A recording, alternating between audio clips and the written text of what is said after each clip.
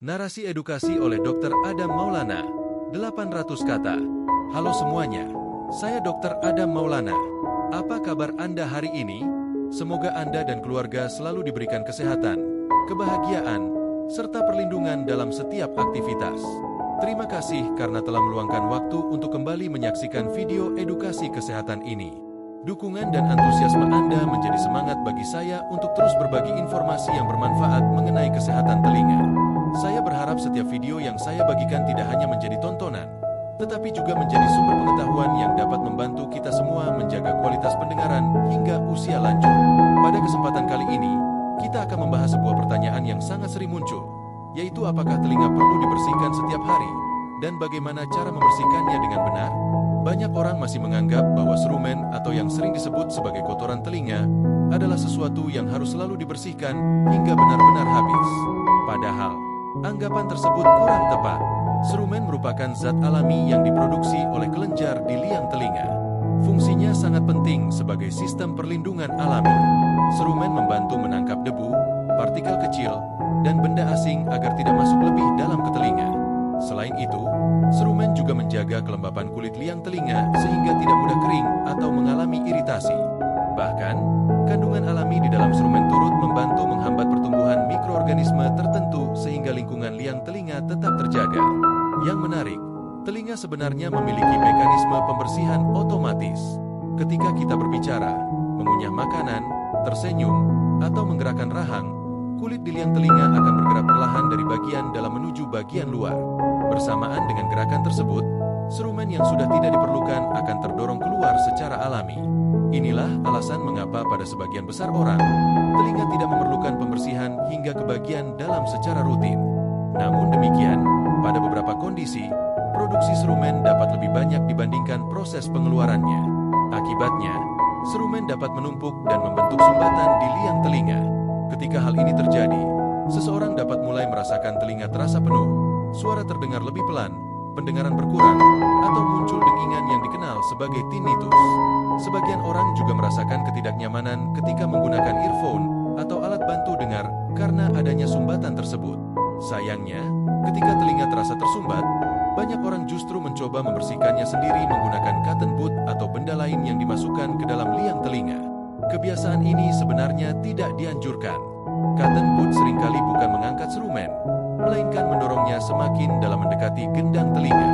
Akibatnya, serumen menjadi semakin padat, lebih sulit dikeluarkan, dan dapat memperberat rasa tersumbat. Selain itu, kulit liang telinga memiliki lapisan yang sangat tipis dan sensitif.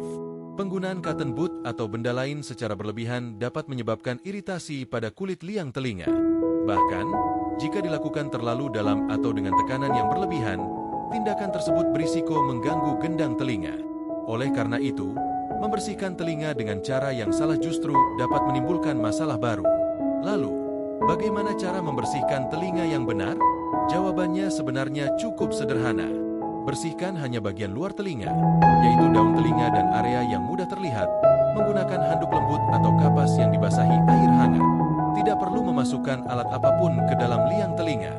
Biarkan mekanisme alami tubuh melakukan tugasnya dalam mengeluarkan serumen secara bertahap. Apabila Anda mulai merasakan telinga terasa penuh, pendengaran menurun, muncul dengingan yang menetap, atau terdapat keluhan lain yang mengganggu aktivitas sehari-hari, sebaiknya jangan mencoba mengatasinya sendiri. Langkah yang paling tepat adalah berkonsultasi dengan dokter atau dokter spesialis THT. Melalui pemeriksaan menggunakan alat khusus, dokter dapat melihat kondisi liang telinga dan menentukan apakah memang terdapat penumpukan serumen atau penyebab lainnya. Jika ditemukan serumen yang menyumbat, dokter akan memilih metode pembersihan yang sesuai dengan kondisi pasien.